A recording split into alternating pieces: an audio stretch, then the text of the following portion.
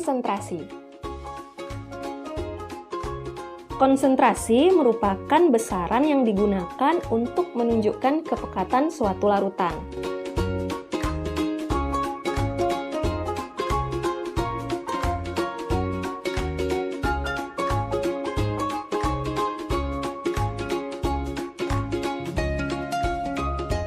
Semakin banyak zat terlarutnya, maka suatu larutan akan semakin pekat. Dan sebaliknya, semakin banyak pelarutnya, maka larutan tersebut akan semakin berkurang kepekatannya. Satuan konsentrasi yang pertama adalah molaritas. Simbolnya adalah M. M besar ya.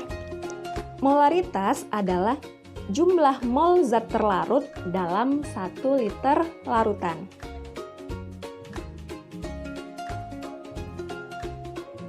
Jika kita rumuskan, maka akan menjadi M sama dengan jumlah mol per volume. Satuannya harus dalam satuan liter.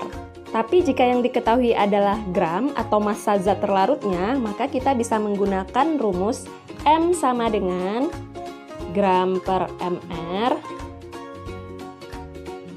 kali 1000 per volume. Volume larutan, di sini satuan yang kita gunakan harus mililiter.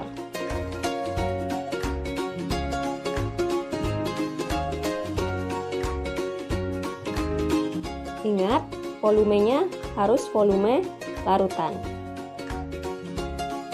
Tetapi, jika mol atau gramnya tidak diketahui, malah yang diketahui itu adalah kadar atau misal massa jenisnya, maka kita bisa menggunakan rumus M sama dengan Rho dikali 10 dikali persen dibagi dengan mr. M itu molaritas, Rho itu massa jenis, kemudian persen itu adalah kadarnya, kemudian mr sudah tahu ya, mr itu adalah massa molekul relatif dari zat terlarut. Oke, kita lanjut ke satuan konsentrasi yang kedua, yaitu molalitas. Molalitas lambangnya adalah M kecil. Molalitas adalah jumlah mol zat terlarut dalam 1000 gram pelarut.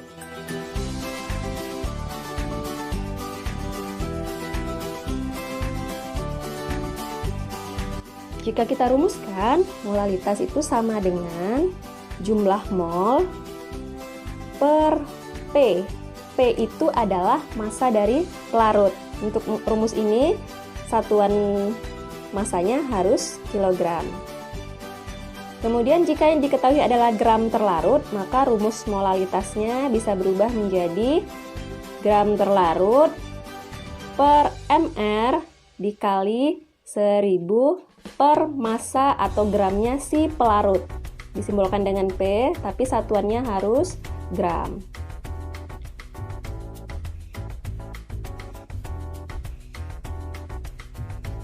Jadi mirip ya dengan molaritas. Bedanya, kalau molaritas itu menggunakan volume larutan, sedangkan molalitas itu menggunakan massa atau gramnya pelarut. Sekarang kita lanjut ke satuan konsentrasi yang ketiga, yaitu persen massa. Persen massa adalah jumlah gram zat terlarut dalam 100 gram larutannya.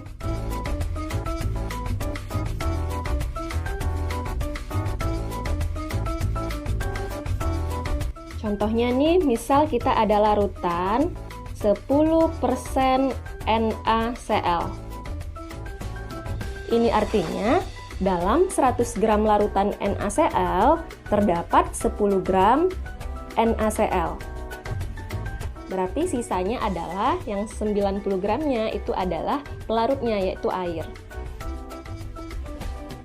Jelas ya? Nah, jika kita rumuskan, maka persen massa sama dengan gram zat terlarut per gram larutan dikali 100%. Kita lanjut ke satuan konsentrasi yang keempat, yaitu fraksi mol. Biasanya dilambangkan dengan X.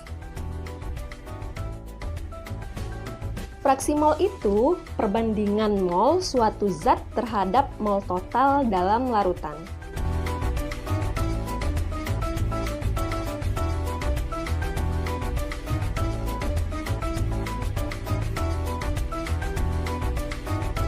zat di sini maksudnya bisa zat terlarut, bisa pelarut ya. Untuk fraksi mol zat terlarut itu disingkat dengan XT.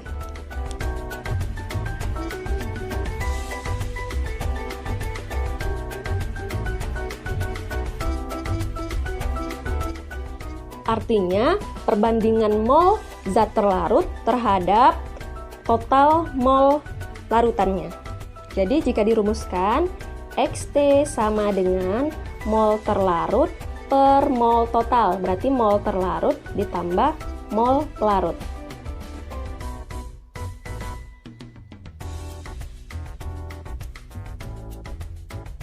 Rumus ini bisa kita gunakan jika larutannya termasuk larutan non-elektrolit ya, atau non-elit. Sedangkan untuk larutan elektrolit, kita bisa menggunakan rumus XT sama dengan mol terlarut dikali faktor Hanshof atau I dibagi dengan NT dikali I ditambah mol pelarut.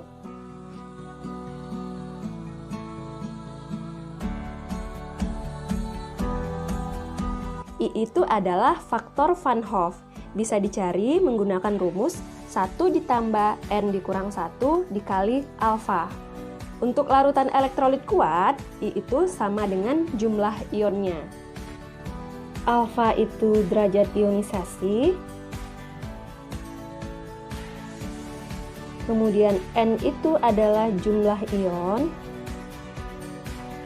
I ini adalah faktor Van Hoff.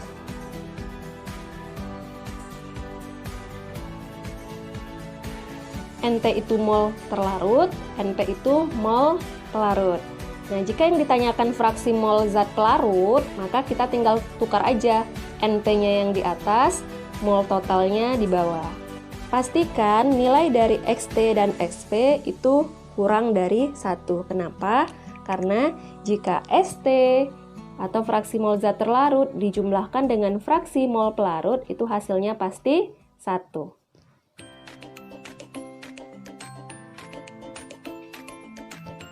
Sekian dulu untuk video kali ini. Untuk pembahasan soal, ditunggu video selanjutnya ya. Terima kasih sudah menonton. Jika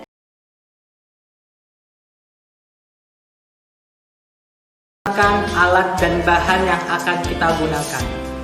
Alat yang pertama yaitu neraca. Yang kedua yaitu batang pengaduk. Kemudian ada spatula, ada gelas kimia, ada labu takar,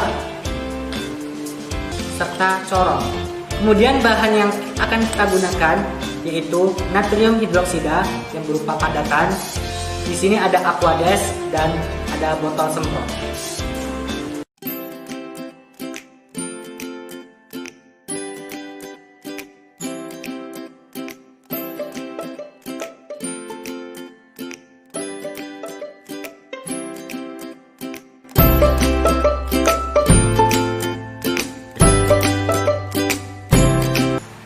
Langkah kerja yang pertama yang akan kita lakukan adalah menimbang natrium hidroksida.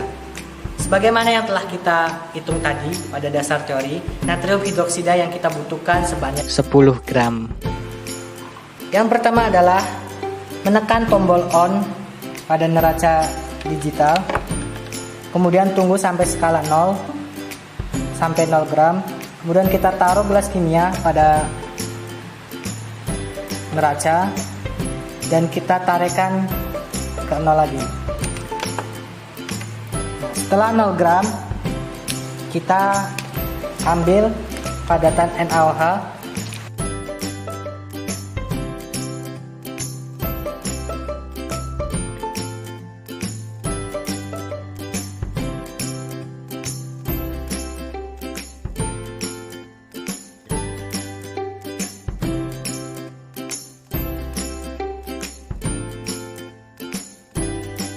Oke, setelah didapat padatan NaOH sebanyak 10 gram,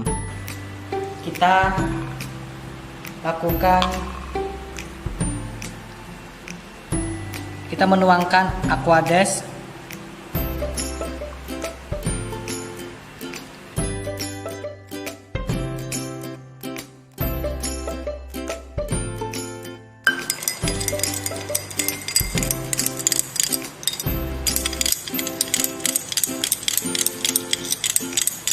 aduk sampai larut.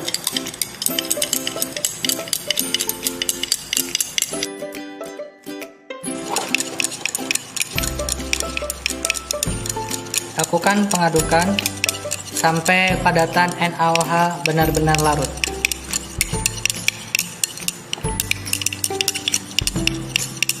Nah, setelah padatan NaOH ini benar-benar larut, kita pindahkan larutan ini ke dalam labu takar.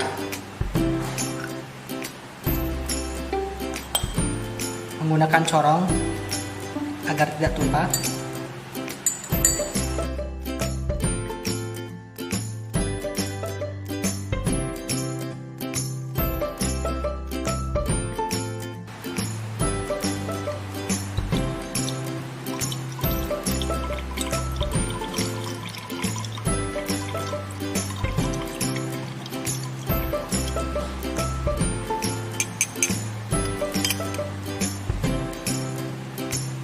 Lalu tambahkan Aquades lagi ke dalam gelas kimia ini.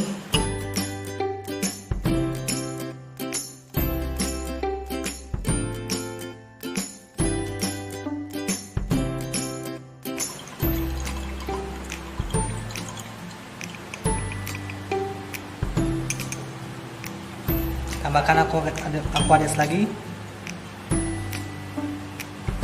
untuk menghilangkan sisa-sisa larutan NaOH yang ada di gelas kimia ini.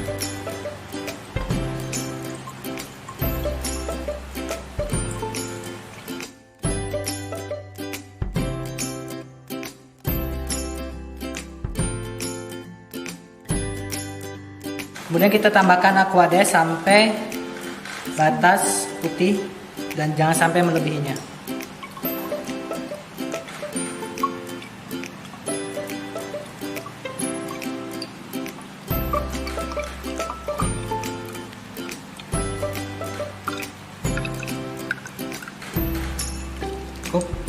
Nah, ketika sudah mendekatinya, sebaiknya kita menggunakan botol semprot.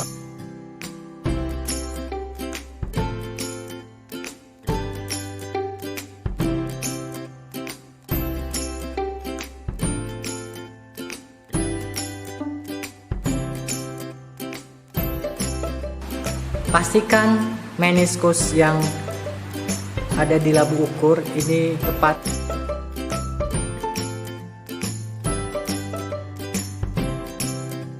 Oke, langkah selanjutnya kita kocok labu ukur ini dengan teknik seperti mengangkat barbel.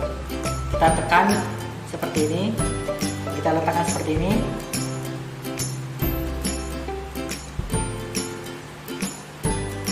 Kocok sampai benar-benar terlarut antara NaOH dengan air. Nah, setelah larut, maka sudah jadi larutan NaOH dengan konsentrasi 1 molar sebanyak 250 ml. Untuk menyimpan larutan NaOH ini, kita masukkan ke dalam botol penyimpanan. Kita tuangkan.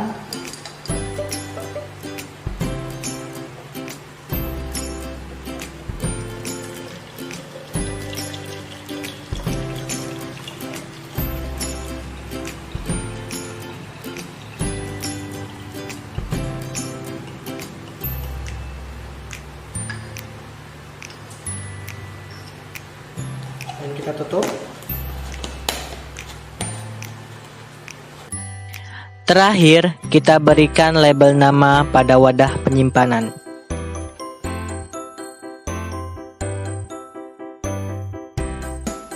Alhamdulillah, larutan NaOH sebesar 1 molar sebanyak 250 ml telah selesai kita buat.